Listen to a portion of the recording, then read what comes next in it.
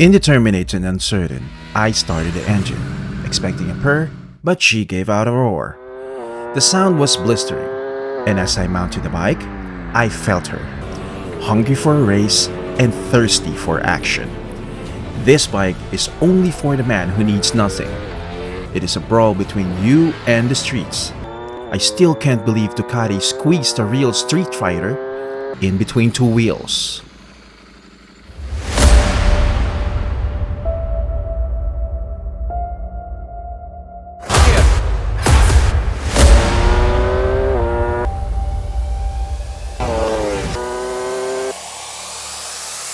This is the 2022 Ducati Streetfighter V4S. It's a Panigale stripped off its fairings. Yung design niya is meant to keep the bike fast and safe. Like my winglet installed on both sides to keep your bike down in high speeds. Continuous in an airflow, as you can see, there are places where air can pass through. There's one here as a seats on top of the headlights. There's also one here as a gas tank and underneath it. About sa paint niya, there are two choices. This one is a dark stealth and the other one is the Ducati Red. Ibang color, ibang price. 1,590,000 pesos for the red and 1,605,000 pesos for the black. 15,000 difference? Black please! Speaking of color, take a look at this. Matte black yung bike, then may contrast na gold sa fork. Classy. Compact yung body and proportion ng gas tank at tires. The bike's seat height is 845mm, which medyo nakatiptoe ako dito. And by the way, I stand 5'9". Seats niya is firm and it sticks like glue. Yung make niya is like a stretchable leather. Sa mga racing scenarios where you need to change your ass position from time to time, I think this one is bad news. But for me, it's perfect sa ride. Seat position mo dito sa bike is semi-upright. And if you don't know how to hog the tank with your legs, madali ka mangangawit dito sa bike. The tank can carry 16 liters of 95 RON gasoline. And the gas consumption niya is approximately 11.05 kilometers per liter. The bike is thirsty, and just by listening to its engine, gets mo na agad where the thirst came from.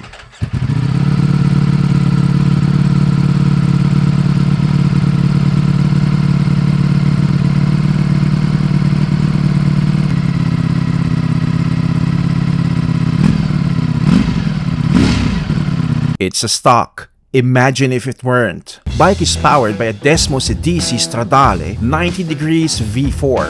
Rearward rotating crankshaft with 4 desmodromically actuated valves per cylinder. Liquid cooled with a displacement of 1,103cc. Sa heavy traffic, hard-boiled eggs ang bolts ko dito. And every time I see a traffic from afar, I'm like, oh shit! Bore by stroke niya is 81 by 53.5 mm. Compression ratio ng bike is 14:1 with a power of 208 HP at 12,750 RPM. And torque niya is 123 Newton meters at 11,500 RPM. The torque and power is impressive. Hindi ko siya na max speed but I felt every inch of force delivered by its engine. And although the bike is capable of running like the wind, there's not much vibration I felt on both foot pegs and handlebars. Speaking of speed, the bike's stock tires, which is the Pirelli Diablo Rosso Corsa 2, gave me confidence straight and curves. It sticks on the pavement. Front tires is 120/70 R17 and rear is 200/60 R17. It is proportioned to the bike's dimension and it is race ready. The engine brake control, ABS, traction control, slide control, and the wheelie control of the bike is automatically adjusted sa mga bike modes. There are 3 modes: race, sport, and street.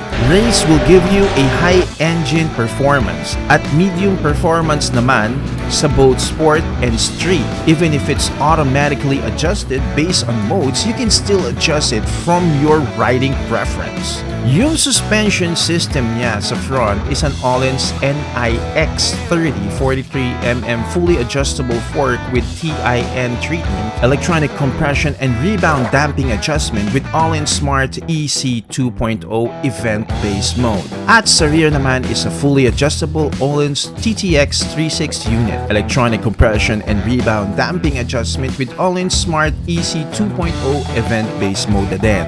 And yung swing arm niya is an aluminum single-sided swing arm. And kahit single-sided swing arm siya, the bike has a good center balance and I can easily maneuver on tight traffic. Wag lang hard turn kasi maliit lang ang steering head angle niya. My rough estimate is nasa mga 50 degrees. The gearbox of this bike is a 6-speed with Ducati quick shifter, up-down Evo 2. Sa up, it will engage at around 4,000 RPM. Sa down, it works at any RPM. Yung clutch niya is a hydraulically controlled slipper and self-servo wet plate multi-clutch. The bike's weight is 178 kilograms pag dry and 199 kilograms naman pag wet. Considering the engine displacement, this is a lightweight. And what contributes sa lightweight ng bike are the aluminum alloy front frame.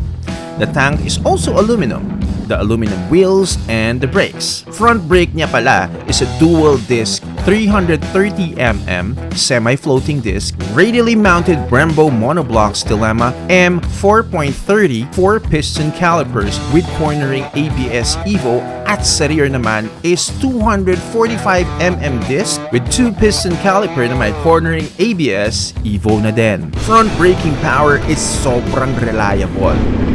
The braking power of this is talagang sobrang ganda. With just a subtle press, you can feel the stopping power by how it reacts sa front shocks and how drastic yung decrease ng speed. If combined with rear, ultimate stopping power. That's how I can describe it. Adjustable na din ang clutch and brake levers niya. There's a lot going on sa left and right handlebars. Here you got the pass and the bright light, hazard, switcher modes, select button, turn, signal lights, and horn. You guys better look at the LCD while pressing light modes and select just to be sure. Sa right handlebar naman, heat grips, ignition, and a Ducati power launch. Ang cool lang ng ignition niya. It is like a missile launcher sa fighter jet. Wala lang, na-share ko lang. In the middle of the handlebar, makikita nyo ang electronic steering damper. And from my observation, it's not like a typical damper. It's electronically controlled na. As you speed up, the damper stiffens. Now let's go sa lights. It's like the eyes of a lynx without the key light. As soon as you twist the keys to on, the key lights light up. Although it's not that bright on dark situations, the two modes are still useful. The rear end stoplight is sporty. It followed the shape of the wind tunnel beneath it. It's visible and it added angas sa looks ng bike. Lastly, I wanted to show you the instrument panel. It is a 5-inch TFT color display and i-pause nyo na lang while I navigate it.